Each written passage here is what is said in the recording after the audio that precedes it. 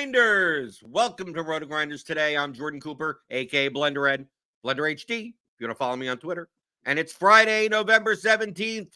We'll be taking a look at some DFS GPP strategy for the Week 11 slate on DraftKings, as well as FanDuel.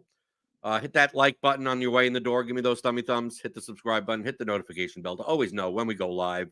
Join with me back on Friday. The $1 million player, right? Always got to pump you up. Squirrel Patrol, and I love your Twitter profile is a perfect dynamic of who you are. It's the guy that you always see in front of you, on top of you in the DraftKings and FanDuel leaderboards. Thank you. Yeah, that's the goal, right? Well, I'm not in the contest that you played that I'm in. I want to be on top of you. Sorry, it's my goal. Yeah.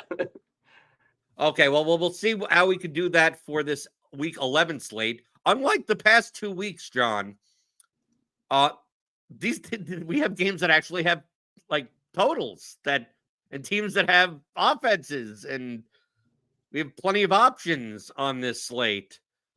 We're going to talk through some team and game stacks. We're looking primarily for correlative, like games we're targeting, what teams we're targeting. Compared to ownership, because we get preliminary ownership projections in. We have our player projections. You get all of this if you're a RotoGrinders premium member. Click on that link in the description. Get $10 off your first month. So, John, the chalk of this slate is what it seems like to be right now is this Cardinals-Texans game.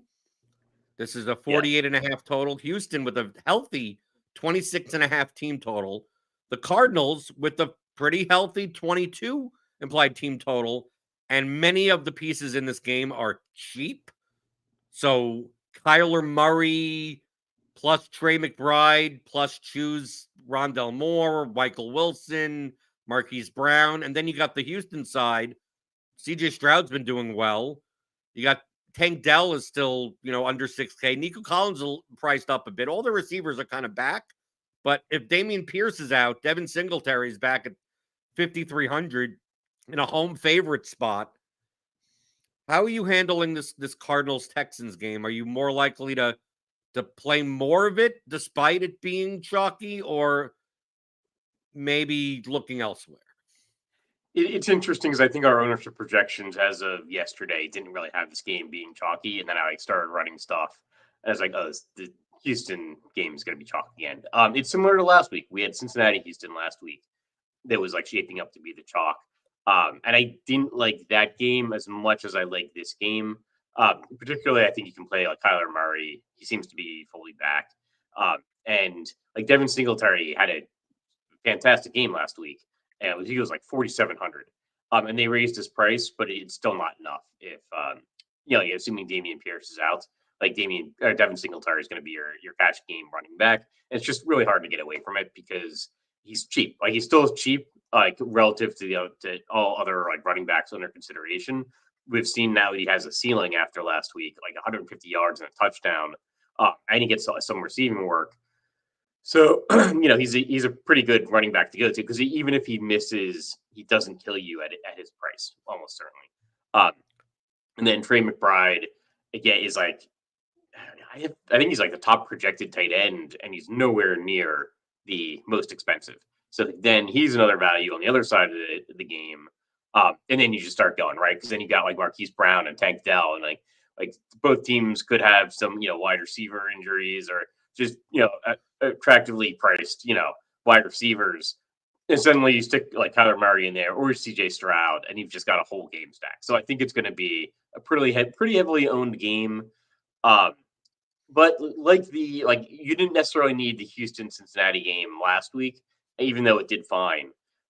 You maybe need pieces from that game. So I'll definitely have like a lot of these guys on my 150 set, even in single entry. I think I'll have some of these guys on my lineup, but it won't necessarily be a full game stack of this. I think you can do like a mini stack of this game, with some other pieces. So maybe you're taking a quarterback, wide receivers from some other game, and just stick, Devin Singletary and Trey McBride on there, or Marquise Brown and Tank Dell. Right, because the problem in this game is that there's really nowhere to hide. Because even like James Conner, we have is owned. I mean, even the cheaper receivers, like Moore is owned enough. My attitude with these types of games is I either overstack or avoid. I don't mind the running backs by themselves, and I don't mind Trey McBride by himself. And I know that sounds weird. It's like, why Trey McBride? It's like, well, the tight end position typically sucks for points. So, like, the opportunity cost is low. I don't mind playing a chalk, cheap tight end that has 20 plus point upside because if he gets 20 plus points, I can't find that from any. Like, it's going to be very hard to find another tight end at that price. It's going to put up that score. So those are the positions. It's the wide receivers. I don't mind not playing Marquise Brown or Tank Dell or any of these receivers as one-offs because we have plenty of games where dude, there's so many receivers in the 5 to 7K range that if you told me they got 30 points in a game, I wouldn't be shocked. Do I have to just like eat the ownership, especially as one-offs if I'm not playing the stack? Like Marquise Brown is a one-off. Like then Kyler Murray probably got there, so I probably don't want those. I don't mind the running backs and the tight ends from that regard, or do the opposite and go, you know what I'm going to do? I'm going to play Kyler Murray, Marquise Brown, Trey McBride, Tank Dell, Devin Singletary, play 5, even 6, maybe Dalton Schultz you throw in there or something like that. You know, like you overstack the game, but these 3+1 type of combinations. We have enough games on the slate and enough teams with decent team totals that I'm playing 10 GPP lineups, John. I think I could probably this will probably be half my cash lineup, but maybe not my GPP. Yeah, it's an interesting week, and you kind of touched on it at the start. That we have some higher point totals, and we have some teams with higher implied totals, but there's a big divergence on the offenses. I mentioned this on the solo ship, right? That you've got 8 teams out of the 22 have an implied point total of 17 or less, which is a really high number. Like I used to see 17 and think, oh, that's probably the lowest point total, implied point total of the week. Like now, 8 of the 22 teams are there. But then you've got like 5 other teams with implied point totals of 26 or more. And Houston is one of those teams, but there's 4 others. And, and so you can go to one of those games and potentially kind of like the Dallas situation last week. Like you might be picking up the team that you need to have on that week to win a tournament. The thing about the context of this week compared to the past couple of weeks on a slate like we've had in week 9 and week 10, where like the totals are all bad. Like everything sucks. And it's like, okay, we hope one of these games, can we find the right game?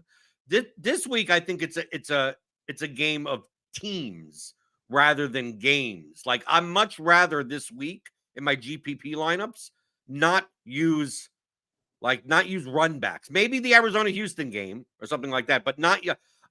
If I'm playing Dallas, I don't need a Panther. If I'm playing Miami, I don't need a Raider. If I'm playing San Francisco, I don't need a Buccaneer. I don't need a Jet in my life. Like all these team totals are healthy enough that I'd rather just like give me pieces from the teams that are going to score a bunch of points expectedly. And I don't need it to be back and forth because even if it is back and forth, there may be 3 teams on the slate that put up 35 plus points. Do I want a Jonathan Mingo run back in my Dallas stack? It's like, no, I can just find a cheap receiver from Buffalo or from Miami or something. Like I could find something from some other game from a team that's actually going to score a bunch of points. Yeah, exactly. Actually, I think that like Dolphins 70-point like total over Denver is like a watershed moment for the NFL where things have really started like kind of splitting. Like you've got these offenses that are just put on the gas and they're going to might put up like tons of points. And yeah, you don't necessarily want the team that's on the other side of that like 50 something plus, spread. You don't necessarily want the Panthers run back. Like Dallas might just score a ton of points. Like you didn't want a Giants run back last week when you were putting like Dak Prescott into your tournament winning lineup. And that's like a difference this year from previous years. It's not necessarily like the game totals are not necessarily being pushed by a shootout as much as some team just goes berserk on some defense that can't keep up and then some offense that can't keep up. Well, you mentioned the Dolphins, 29.5 implied team total. this year has been the year of the Dolphins for you. Like, you just play the Dolphins every week, just quadruple stack them and move on with your life. It's a little bit of different dynamic this week. I mean, obviously everyone is pricey. Tua, Waddle, Hill. We have all the running backs back. So it's not just that A-Chain is back, but we also got Jeff Wilson being active. Mostert is still there. I mean, the Dolphins are at home. They're 12.5-point favorites. I mean, it's expensive to do, but how do you overstack the Dolphins in this game? Everyone's, I mean, who are you playing? That, would you be playing a running back alongside Tua, Tyreek, Mostert? Are you avoiding the running backs? It's just a weird. It's like I want to target the Dolphins, but it feels like I'll take Hill as a one-off. I'll take Waddle as a one-off, and that's it. It feels like I can't build a lineup to a double stacks and get anything else in the rest of my build. Well, it's uncomfortable but high upside. But I think that's a good tournament situation, right? Like you don't feel great once you put Tua and Tyreek in, and especially if you then add Jalen Waddle, you're kind of scrounging for some money. But that's fine. There will be some value that pops up, or there will be lower priced players that hit, even though they weren't necessarily the clear standout value on the slate. So I think that's a way to play it. I think maybe I'm just going to play. I'm going to be a little bit over on Tyreek Hill. I think he'll still see good ownership. I think Jalen Waddle is really well priced on FanDuel in particular, and I think Tua will be under owned. We've got him at 7% ownership. That seems silly. And look at those beautiful yellow dots and the write ups there. Somebody's already on top of their stuff for this weekend. But yeah, I think you can just play Tua. There's no reason that if it's in the write up there, but they've got the highest implied point total of the week. The quarterback is not the most expensive on the week. They're averaging more points per game in the NFL than anybody else, more passing yards per game in the NFL than anybody else. Why would you not play Tua? There's he's maybe 12th or something, or 8th in the list of quarterback ownership percentages. The running back situation is pretty murky now. I think this is the first time we've had 3 guys there that we think are pretty good, like Raheem Mostert, Achane, and Jeff Wilson. So we'll have to see. And I think Mostert's been limited in practice. If Mostert is really limited, then I think Devin Achane is maybe somebody you want to be really overweight on. If Mostert practices today and it's just a injury maintenance type thing, then maybe Mostert is the guy you want to be overweight. But for years I've had a rule, whether it's hand building or multi-entering, that I'm not going to play 2 running backs from the same team. I don't know that you can have that rule anymore with Miami, and maybe even not Detroit. On the other side of the ball for the Raiders, Josh Jacobs is 6,800. He projects pretty well because of his workload. Obviously, with Aiden O'Connell at quarterback, it's a little bit different of a team. They'd much rather run the ball than throw the ball. The problem in this is that it's a large slate.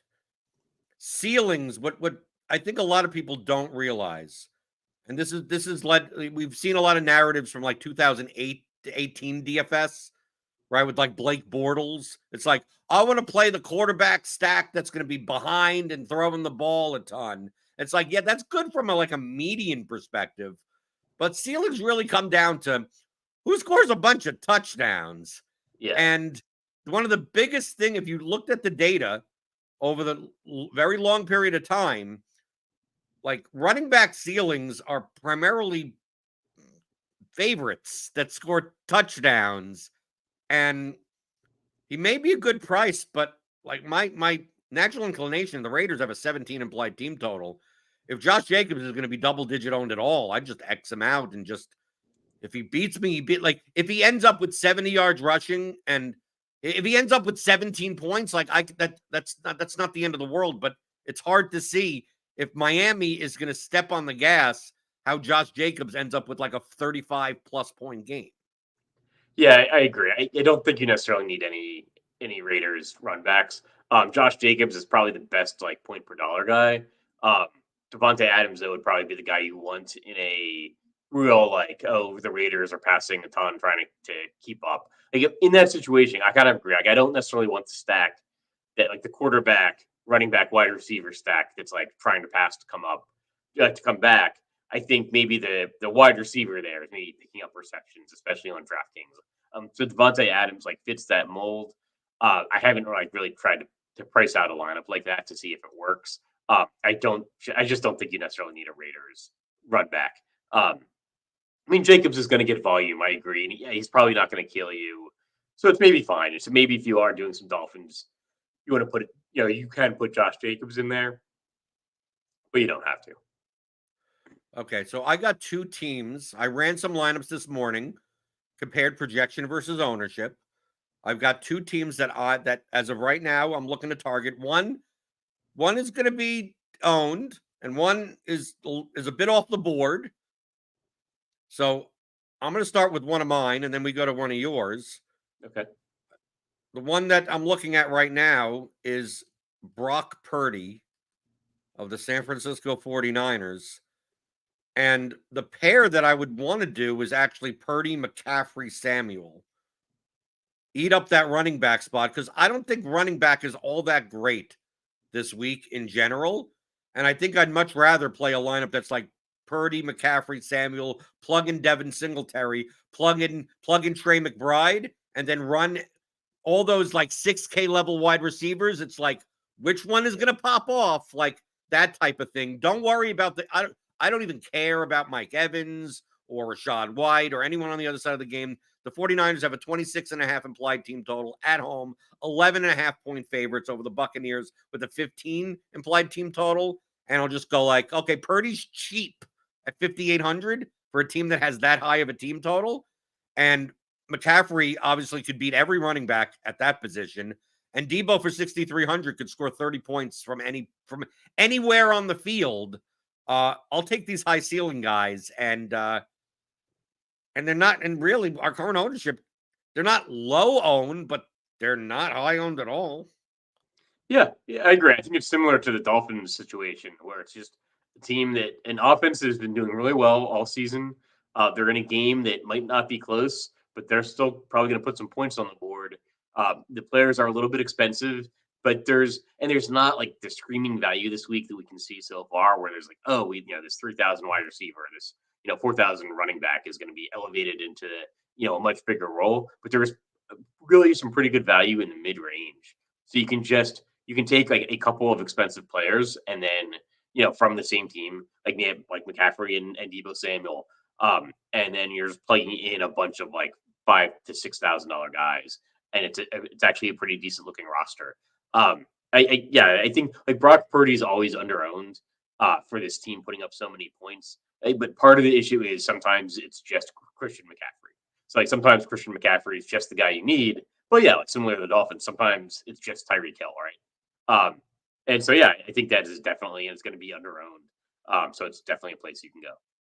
Okay, so what are one of the teams that you're looking at? Maybe one that's maybe not as off the board, but maybe not the chalk. I've got one that's way off the board. If you want to go there, I got one that's I got one that's a bit off the board, or maybe you have two that just. What's the first one? I think the Giants are in play. Are you serious? Okay, now you really just went right off the deep end of like, okay, he's like, okay, I got one that's really like, I'm like, I got one that's off the board, but I don't got one that of a team that has the lowest implied team total on the slate at 13.5. Are you talking about Barkley, or are you legitimately talking about stacking Tommy DeVito? I would, so in a 150 build on DraftKings specifically, like right where the quarterback prices go way farther down than FanDuel, and even some of the wide receiver prices go farther down. I would do, and we'll probably end up doing some Tommy DeVito stacks. I mean, this Commanders defense is terrible, so in Tommy DeVito, the Commanders defense may be one of the highest owned defenses on the slate, even at 3,600. Yeah, and I'll have a lot of Commanders defense as well, right? I'm not saying I think the Giants are going to go out here and I'm planning that they're going to go out and score 40 points on Washington. I think they can do surprisingly well. Like a lot of teams have looked bad against Dallas this year. against the Dallas defense. So, like Tommy DeVito looked terrible. And I mean, he looked terrible. I think it was Las Vegas that he went in mid-game. But I mean, he's going in mid-game. He's the third string quarterback. And so I do think like Saquon Barkley would be the primary interest there, right? That he's going to get a ton of volume, and like if he scored 3 touchdowns, that would not be a shock. And if he got picked up a bunch of receptions along, with those touchdowns, it wouldn't be a shock. Like all of this is in play. Like they might just be able to just feed Saquon Barkley to avoid putting Tommy DeVito in a bad situation. And whereas with Dallas can bottle that up and it's not going to work, but it might work against the Commanders. So like maybe Saquon Barkley ends up having a huge day. It's like definitely at least within the realm of possibility. His price is down a little bit. And I think you could actually do like some kind of Sam Howell, Saquon Barkley and maybe a Logan Thomas or Terry McLaurin type stack. And that'll be like way off the board. But I think it's a game that's going to hit the tournament winning lineup more often than it's going to be owned. But like both of those are still probably single digit possibilities.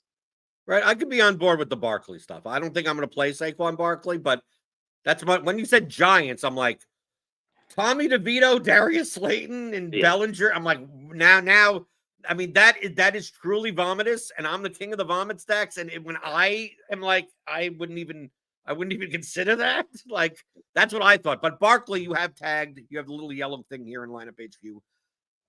Running back, you never know, right? Yeah. He could have 38 touches. He could have 2 touchdowns. I mean, that's fine. But I'm good luck in your 150 set. All your Tommy DeVito lineups. Good luck to them, because that will not be in my player pool. I'm gonna go the one that I have off the board, and it's pseudo off the board because I don't think the game is off the board. I just think the side of the game is off the board.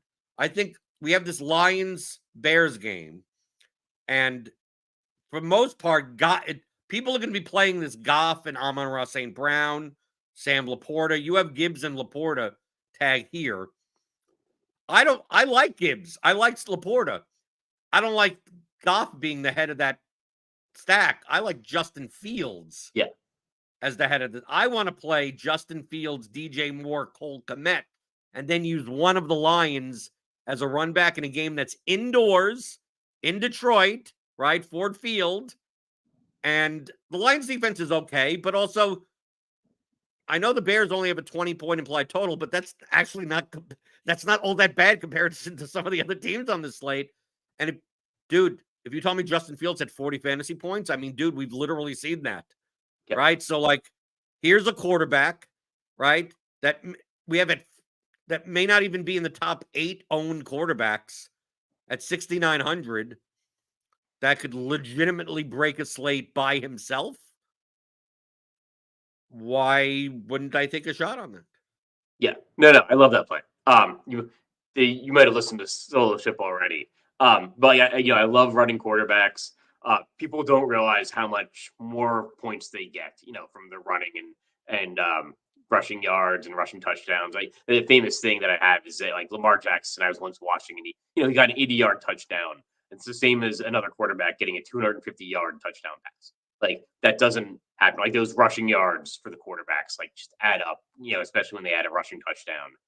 So I love Justin Fields. I love the idea of him playing indoors. Lions defense is not necessarily something you want to pick on. So I don't know if I would like pair Fields with anybody. I think you can play a naked Fields. And I like Jahmyr Gibbs and Sam Laporta. Like, so the Bears defense jammed to win pointed this out on our show. And it's not something I realized, but yeah, the Bears defense has been excellent against wide receivers, but very susceptible to running backs, and like tight ends have piled up a lot of receptions on them. So I think if people go to this game, and people are probably not going to go to this game as often as they should, given like the Detroit having, I think, the second highest implied point total. But when they do go to the game, they're probably going to go to like a Jared Goff, Amon-Ra St. Brown stack. Whereas I think the way to play the game is Justin Fields, like Jahmyr Gibbs, or like Sam Laporta, or maybe play Fields with Kmet. And I think DJ Moore is a possibility, but like getting a little bit different with this game, because I think there will be points scored in this game. And yeah, it's an indoors environment. As we get later into the NFL season, that's going to become more and more important. But it never hurts, right? So Yeah, I like that. I like that way of playing this game, and I like the idea of being overweight on this game. Okay. Do you have one more game that you're looking at? Let's see. Trying to think of what I tagged. I think we actually hit everything. Because I have another question for you that's not necessarily game related. It's sort of pseudo game related. The question Sure. is, we take a look at the other high implied point total team, the Dallas Cowboys. Dak Prescott, 7,300. CeeDee Lamb is $9,200 now. Yeah. But Tony Pollard, 6,600. Do we try to make I think people are off. I think this is finally the week that people have given up on Tony Pollard. Is this the week to because are they just gonna they're gonna put up a lot of points against the Panthers? Is it just gonna constantly they're gonna pass the ball 70% of the time and not give it to Pollard, or he's 6,600? If we went back, John, if this was 10 weeks ago, right? I said this on another show. This was 10 weeks ago after week 1. And you said, you're going to fall asleep, right? You're going to fall asleep completely. I said this to James McCool on Monday. You fall asleep, you wake up, Rip Van Winkle, you wake up week 11, and you see that the Cowboys put up like 40-plus points in like the past 3 games or something, whatever the hell. And you look and you go, Tony Pollard 6,600 this week against the Panthers. Like, why isn't the ownership like 74% ownership? And you'd be shocked to know that Pollard barely has any points. I know we've been saying this like every week of like, well, the game script and the right, like, but I think this is finally the week that the ownership will not be there, because the ownership was there throughout the entire time, but now the ownership isn't there. Do we do it? I don't know, man. I agree. I'm probably going to be, I think I put Tony Pollard as the guy I'm going to be most overweight on. I might change that, but I'm still going to be playing a healthy amount of Tony Pollard, and it's still going to kill me.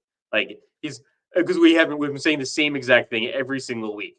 This is finally the week. It's, Dallas but I think there's a big, John, I think there's a big distinction is that if Tony Pollard was, 22% owned this week, then I'd be like, okay, let other people make that go down that road.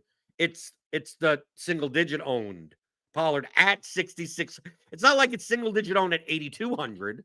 It's single digit owned and under 7K and on a team that has a 26 implied team total, and there's going to be single digit ownership. Like to me, the ownership. If you told me Pollard was 20% this week, and everyone's going back to it, then whatever. But I think that he could actually come in lower than 9%. I think people are done. People are fed up. They're done. I think he's going to be higher. I think it's 9% projected ownership. I think it's going to be 20%. Like, really? Again? Yeah. Yes. Because people are going to do the exact same thing we're doing right now. Going like, well, no, people, after he's been such a disappointment all season, nobody else is going to play him. Everybody's going to play him. I do think it'll be 20%. You don't think people would rather play Breece Hall? They're going to play Singletary. The Jets are an underdog, but people will play Jacobs I think more likely to play Jacobs at that price. When we take a look at these running backs, Etienne is there at 7,200. You got Connor at 5,700. Aaron Jones at 6,200. You got Chuba Hubbard, Jahmyr Gibbs. You really think Pollard is like? I just see like this too much other people here in that price range that I don't know if he I don't know. I don't think he comes in at 20. Maybe I'm off and he comes in at like 14 and not 9. But I can't see 20. I don't think people are that. I don't think either one or two things, John. People aren't either that like us, or people are just like they're not dumb. Right? It's like one of the two. I do think Pollard will be higher owned on FanDuel. I think he's like 6,900 on FanDuel, but it's kind of hard to find another running back like cheaper than other than Devin Singletary that you like. Like he's really down on the salary list on FanDuel relative to DraftKings, I guess, even though he's more expensive on FanDuel. So I think and we do have him like I think at higher, at almost twice his projected ownership on FanDuel. So maybe sometimes I have a little bit of a FanDuel bias. I tend to like look at that pricing first. I do think he'll be over 9% owned even on DraftKings. I think people are going to see, and maybe not. And if he's not, I'm probably going to have him like 20% of my rosters. And so if I'm double the field, I think that's great on DraftKings. I think the Carolinas allowed like the 6th or 7th fewest passing yards per game and the 6th or 7th most rushing yards per game. Like much easier to attack on the ground. But since the bye week, Dallas has not been doing that. Like it doesn't matter. Like Dallas has become one of those offenses that just passes the ball and just keeps passing it, and they just keep throwing to CeeDee Lamb, and it keeps working. Like this isn't an offense we can criticize them and say like, oh, they're not giving the ball to Tony Pollard enough. Like they're just scoring a ton of points no matter what they do. And Tony Pollard is not doing enough with the carries and the touches that he's getting. But maybe like I'll go back there at least, with some healthy amount of my rosters. And I hope other people don't, but I do. I think there's a chance that I'm sitting there looking at some like really good rosters going, if I just didn't have this Tony Pollard snowflake, this would be a great team. Are you going to be? Here's another question before we get out of here. Right, because you're flying out. You're like after the show, you're going to the airport. You're going to King of the Beach, right? You're going to be relaxing on the beach with all the people in Miami or whatever. Yeah, it's big. It's tough. They scheduled my massage for like right now, and I'm like, no, I'm coming in. Friday night. I can't do the massage. Tough life as a fantasy sports player. I don't think I've seen a total this low in an NFL game since I've been playing DFS. Pittsburgh Cleveland has a 32.5 team total. Yeah. Are you going to play anyone? Not a 32.5 team total. Right. The Dolphins have a 29.5 team total. This game has a total between both teams of 32.5. Are you crazy enough to play anyone from this game outside of maybe Amari Cooper or something? Someone that could make a big play, or like the running back, like Harris or Warren or Ford, there's no. I'm sorry, like 32.5 team total. Like you're not even at vomit level yet. Like there's no way you could stack this. The total is way too low to DTR playing Dorian Thompson-Robinson and Pickett, and I can't believe they have DTR as quarterback, and the Browns are still 1.5 point favorites. Yeah. So JM DeWin brought this up yesterday on the Solo Show that he thinks like Dorian Thompson-Robinson is in play, and he made a compelling argument. So I'm going to have some Dorian Thompson-Robinson rosters. I think it's a DraftKings specific play for large field, and I think it's the kind of thing that I'll probably have 4 or 5 rosters out of 150. But he's a $4,500 rushing quarterback. Like he did well in the preseason. They're favored at home. It's obviously like looking at the game total, like it's not somewhere you can go in like heavy volume. But I think it's a fine Millie Maker entry, right? Like Dorian Thompson-Robinson. Anything. You could say that. You could. What? Oh, that's always the excuse of like, I know this guy sucks, but if you're playing against 400,000 other people, dude, anything could win. It's like, dude, I could randomly pick anyone out on the Allen Robinson one-off. Okay, Millie Maker play. Like anything is that. Yeah. But there's actually a bunch of quarterbacks I'd probably rather play Dorian Thompson-Robinson than, right? Like I'd rather play him than like Jordan Love, than Bryce Young, than Kenny Pickett, than Zach Wilson. He's not like bottom on the list. And like at 4,500 lets you do a lot with your rosters, and he puts up the rushing yards. It's not as crazy as it seems. And like 17 even isn't that low of an implied point. Like I said, there's 8 teams out of 22 that are at 17 or below. It's not as crazy as it seems when you first look at it.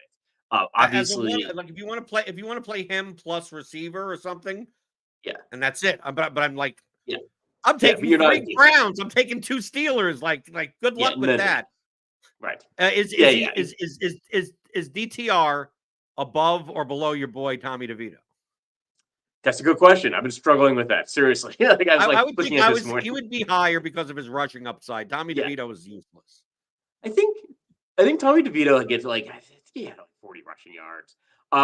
Because he was running like a chicken with his head cut off. Right? Yeah, that's what it was. I agree. Not designed. I would put DTR above above Tommy DeVito. I mean, he's a favored home quarterback at 4,500. Got a significantly higher implied point total than the Giants and then Carolina and Pittsburgh and a bunch of other teams and then Tennessee. Um, Dorian Thompson Robinson is cheaper than all of them. So in play, I think it's a DraftKings only large field play. But it's if you want to fire in $15-$20, have a good time watching your roster, and have that quarterback that's probably 1% or less ownership. That's the play this week. Or you just maybe if you want to have fun being a Browns fan. Yeah. Right. Yeah. If that wins, if this game stack wins, we're gonna see just like when the Miami like super stack won, and it was like Dolphinatic 16 Yeah. was like the Millie winner. Yeah. It's like it's gonna be like DTR +2 and Deontay Johnson. If that's the winning team, it's gonna be like Browns guy 34 or something being the top guy. Ms. Thompson Robinson. Yeah. Right. Okay. Anything else of note on the slate before we let you go to the airport? One last thing. I think the Seattle Rams game is at least worth there's not even that much to say. I mean, it's a game with a close spread, competent offenses, and a decent team total. It's not a game that I'm rushing to, it's the last thing we bring up before say anything else. I think it's at least worth considering. Cooper Kupp is somebody that's been off the radar for a few weeks now, but he should always kind of be on the radar. We're showing him with pretty decent ownership there. I'd probably rather be over the field on that 10% Cooper Kupp than under it. And I think it's in play. If you're doing a single entry roster, if you're doing maybe a handful of single entry rosters that you're spreading out among smaller field, 3 max, 5 max type contests, you could maybe consider a game stack from this game, right? You could fit in a Matthew Stafford, Cooper Kupp, DK Metcalf, or Jackson Smith and Jigba. It's at least worth considering. Right. Well, those are the types of contests that I play. I'm not sure. I have a little bit more interest on the Geno Smith side of this game rather than the Rams side, but this is one of those games that it's there. Yeah. It's I neither like it or love it or hate it, and it's about mid-owned. But you could actually take a look at optimal stack rates here with our Optimal Stacks tool for premium members. And this is directly tied to our SimLabs product. What is SimLabs? It's our new simulation-based approach to building lineups. If you don't want to futz around with Lineup HQ and try to build the lineups that you want to make, well, SimLabs gives you pre-approved lineups, right? We've already run all the simulations, right? Jamino's probably going to run them a little bit later today. And you'll have access to pick out the ones that you want based on whatever weighting that you want to have. And, you want to play Jared Goff, it's plug him in, lock him in, run 100 lineups and see which ones, you need to play this, you need to play that. It basically balances projection, correlation, and leverage kind of for you instead of trying to hack that together in Lineup HQ. So if you're using the RotoGrinders projections and ownership, you should be using SimLabs. You don't necessarily have to use Lineup HQ. If you want to get a lot of customized stuff and everything, that would be something that you would use Lineup HQ for. But it's a very easy way for you to build competitive lineups that are not bad. And it's free, still currently free. Soon going to be just for premium members. So check that out. John, I don't know if you played around with the SimLabs stuff. So. Yeah. I've entered some lineups on Showdown using this. It's outstanding for Showdown. Particularly, I think there was a Monday night game. Might have just been this week, right? Where I was 7:30 NBA lock, and then 8:15 Monday night lock. And I just hadn't had time to put together some Monday night lineups. It's you can just click a button and then start hitting plus and minus on the guys you like. And it's just this is the slickest tool. This is the best user interface we've had for a tool, right? Where you set the settings according to what you think might happen.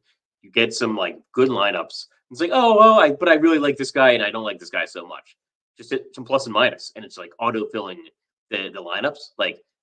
This is so easy. This is especially if it's Showdown, short on time, whatever the case may be. And if you still want to invest your 80 hours or whatever, during the week looking at football, then maybe this isn't the tool that you want to use, but it's still probably worth looking at just to see kind of the mindset of what the what the simulations are showing or thinking. And if you're short on time, like you want to get some good lineups, like this is a great tool. Right. You have 3 minutes. I mean, you could just go, Yeah. I like this guy, I like this. I want more correlation. I want less projection, whatever.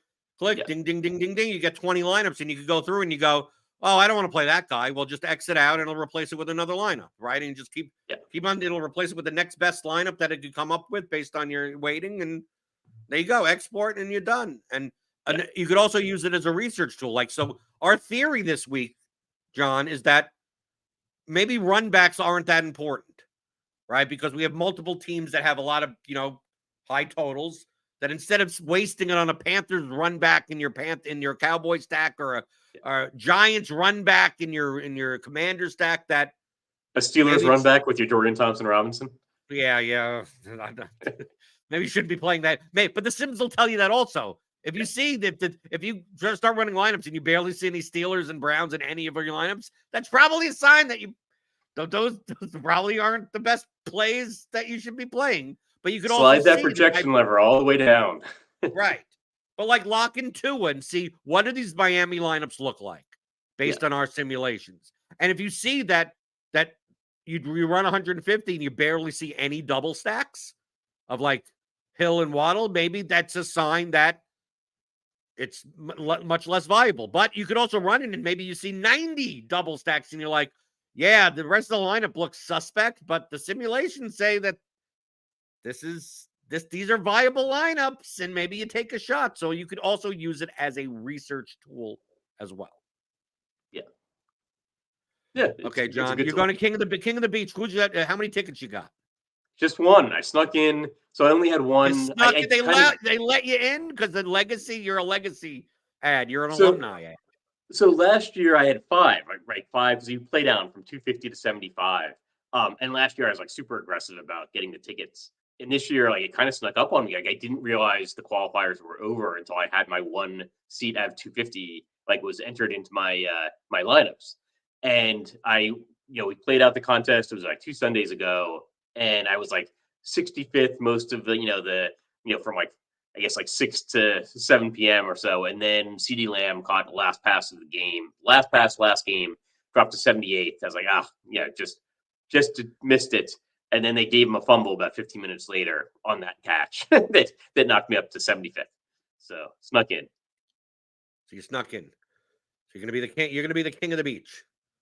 That's the plan. That's the plan. And you're gonna do it with Dorian Thompson-Robinson. My lips are sealed. And Saquon, you're going to do it with DTR and Saquon Barkley. It's going to be a tough call between Tommy DeVito and Dorian Thompson-Robinson. But I think both are in play for larger field, DraftKings only, where the pricing on quarterbacks goes down like 4,500, at least worth considering with a couple of lineups at 150, in the milli maker. In the milli, King of the Beach. The key point is in the milli. Like these are not guys that are going to be in your King of the Beach lineup, right? Yes. Probably you'll stay a little bit more on the board, on the radar, with the one King of the Beach. I only got to beat 75 people, right? I think it's an important, thing to consider. I'm trying to beat 74 other entries, not 174,000, And is that down in Miami? It is. Yeah. Down in Miami. Are you guys going to the Dolphins game? No, I don't think so. I don't think so. I think everything's at the hotel. So? No, they don't. It's like, dude, the Dolphins are there, and it's NFL, King of the Beach. You go to the Dolphins. Yeah, I don't know. good point. I don't know. I've been to NFL games before for this kind of thing. I don't think it's on the itinerary this week. I think that football is a little bit tough because I don't think I've ever been to an NFL game for the NFL live final.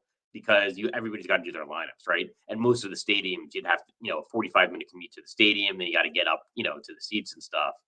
So a lot of times they'll have like NFL games on like a Thursday night or something, and then you do the final on Sunday. But it would actually be tough because you got to think about like the idea people have for their rosters, they want to get their rosters in, and then still make it to the final. That's why they need to do it at a place that later in the season when they have those Saturday games. Yeah. Right. And then you go to that place, you go to the Saturday night game, and then they, maybe they should hire me to plan out what, yeah, how you should Because I know the baseball stuff is easy because they play every day. So like on Saturday night, you could go to a baseball game, and then Sunday you could still do the slate, right? Without having to do all that crap.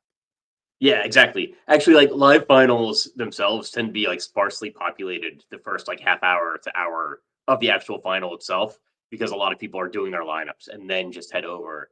And so if it's not at the hotel itself, like it takes people like half an hour. Everybody's getting their own Uber. Like they have like transportation provided, but the transportation stops like when the slate locks. But then everybody's like doing their lineups and walks down. I mean, obviously, a lot of people just have one lineup, do it, and get there a half hour early and go to the open bar. Right. You have got one lineup, so that's what you're gonna do. You're gonna do it on your. You're gonna be a phone shitter, bro. Yeah, I have one on King your of the phone. Beach lineup.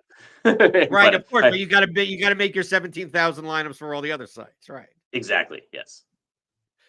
Okay. So good luck to you, Squirrel Patrol, Jay Brezel on Twitter. Are you gonna be doing? Are you gonna do it in crunch time tomorrow for MMA, even though you're at King of the Beach? I don't think so. I was talking to Devin about that. Probably not, but we'll see. I got to get to the hotel and see what the setup is like, and see like what the camera would look at and would look like. And I also got to research the UFC slate. I think they're doing weigh-ins probably as we speak. So see how many fights got canceled. Yeah, it's an early slate. It's in the middle. I mean, I'm not even gonna be home. So like, yeah, I don't know. I'm not gonna be playing the slate, so I have no idea what that's. But people are asking, fighting Friday. I have no idea. I never expected that I'd be playing the slate, so I just didn't even bother.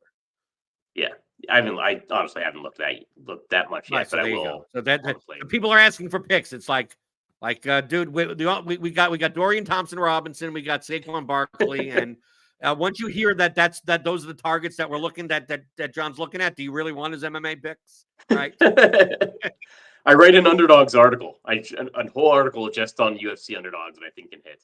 The Dorian Thompson-Robinson and Tommy DeVito's of UFC.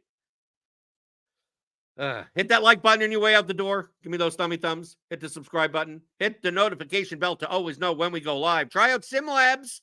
RotoGrinders.com/SimLabs. Try it out for this main slate. Try it out for the Monday night showdown. I mean, better try it out before it's just for premium members. If you want to get premium membership here at RotoGrinders, click on that link in the description. Get $10 off your first month. I will see you back on Monday.